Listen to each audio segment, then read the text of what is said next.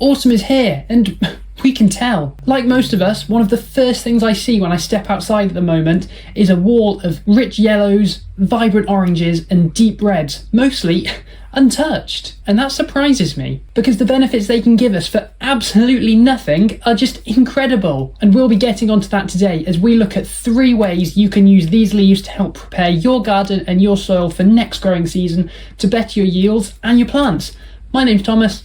Let's have a look. I guess the first thing we'll need to do then, if we're making a video about how we can use leaves, well, we're going to have to go and collect some leaves, aren't we? So while we do that, let's briefly talk about what we actually want to collect. Now, this might seem obvious, but just wait and see. So while we could just go out and collect any leaves which we see, it's probably best just to have a little think before we do so for 2 reasons. The first one is what leaves we're actually getting, and the second is where we're getting them from. So let's first talk about the leaves we're actually collecting. Now, most leaves can be broken down into 2 categories. Actually, not even just most leaves, every single leaf.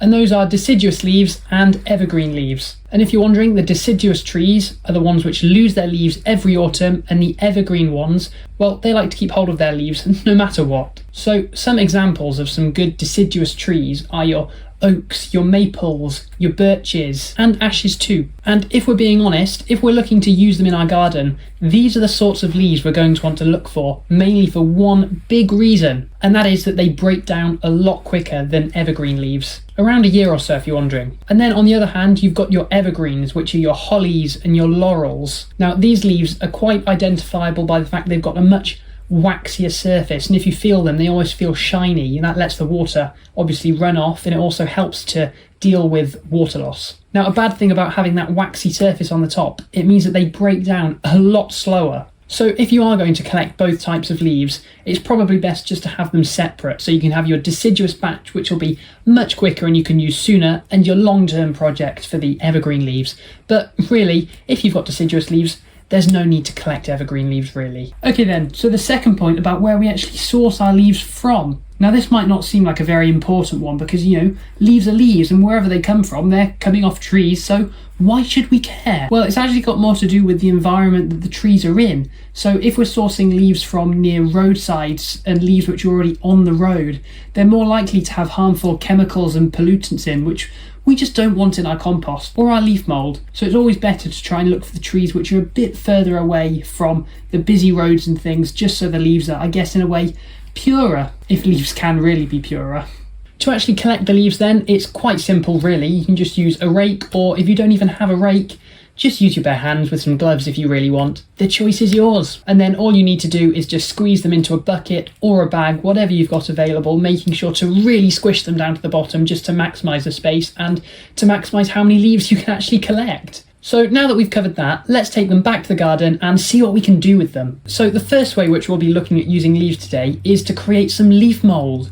Now, this might sound pretty unappealing, like who wants to make some mould in their garden? I know I wouldn't if I just heard it, but we do, that's the thing, because after a year or so, you'll soon see why you want it. So really there are 2 approaches to this, and why not, let's start with the easier one, which actually all it involves is that bag which you just used to collect the leaves from before.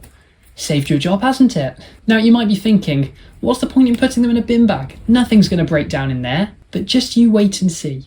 Well, not literally wait and watch it, because you'll be there for quite a while. But these leaves will start to break down due to the microorganisms like the fungi and the bacteria, and slowly but surely it'll start to turn those leaves into a nice carbon-rich, almost compost-like material which you can use in the garden. So let's take a look at how we actually do this. I'm guessing we're all going to want to be able to make this as fast as possible, so there's one thing we can do to help speed it up even more, and that's to actually shred the leaves before they go in the bag.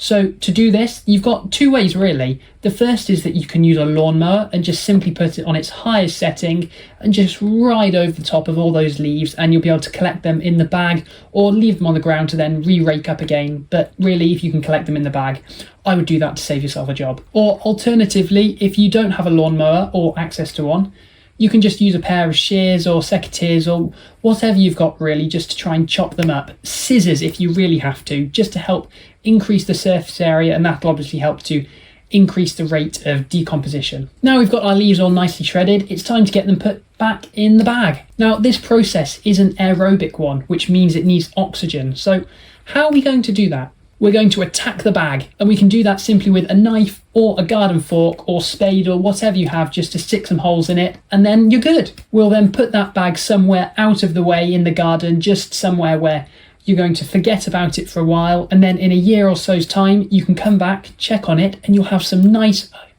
just gave myself an electric shock. Ouch. But yes, you can put it somewhere out the way in the garden, then after a year or so you'll have some nice material which you can then add to your raised beds or growing containers. So what's the second option? Well, I did say this one wasn't quite as simple, but it's still fairly straightforward. So what we're going to want to do is we're going to want to take some posts and some wire mesh or whatever you've got which is similar to that, which will let air pass through, because this mesh will then act as like those holes which we put in the bag to let air flow through. So this small cage will then form our pile, and after having shredded or chopped up the leaves again to try and help increase the rate of decomposition, we can get them added to the pile. Now, it's probably worth pointing out that if you're looking at your leaves and they're very dry, which they could very well be, we want to just re-wet them down, because this will help to, again, improve the conditions for the microorganisms to break down the leaves. There's a repeating theme here if you couldn't tell. So every few layers, just add some water to it and it'll all be good. In conclusion, both I think are really good options. Just choose what's right for your space and you'll have some nice leaf mould in a year or so time. Okay then, we've got some leaf mould on the go, but we've still got some leaves left. So what can we do with them? Think. I know. Let's use them as a mulch. I love doing this over winter, mainly because sometimes you end up with areas of bare soil which you just think, what can you actually do with these? So by covering them over with this leaf mulch, it can then help to protect the soil against potential erosion if you're in quite a windy environment, and also it'll help to feed the soil over the winter, ready for the next growing season. Of course, when you're adding them, it's always best just to add a nice thick layer, maybe a couple of inches thick, and also spread it nice and evenly. And come the spring next year, you should have some nice leaf mould which, if it's not broken down already, can just be turned into the soil where it'll continue to break down and you can get things planted up into it. Again, it's up to you if you want to keep them as whole leaves or shred them. It simply depends on what you've got available. And if you're someone who prefers to grow perennials or have herbaceous borders, it can be a good way just to insulate them and keep the plants, well, warmer. So I like to place these around my fuchsias, which in the summer I usually do with grass. This helps to add some nitrogen, and then over the winter I can just add these leaves which help to add some more carbon to the soil. So it's all about balancing it. So if you still have some leaves left over and you want to put them to good use, I've got one more idea which I think you and others will absolutely love. We all have patches of garden which, to be honest, we don't always want to share with people because they don't necessarily look particularly good, or we just aren't able to put them to good use because the conditions just aren't right for growing things. But while we might not want to share these with other people, there are other things which may want to share them with us. So why not use any leftover leaves and leftover material which you have in the garden? So it could be some sticks from pruning, or even some last minute grass clippings which you can add to this, just to make a small, cosy little home for some wildlife animals which will be roaming around the garden during this colder time. And to be honest, you don't even need to shred any of these leaves. You can just add them in as they are, because if we're being honest, those insects are not going to mind, and they won't come knocking asking why you haven't shredded the leaves for them, because I think that would be quite weird. I love doing things like this because it helps to put small areas of garden which,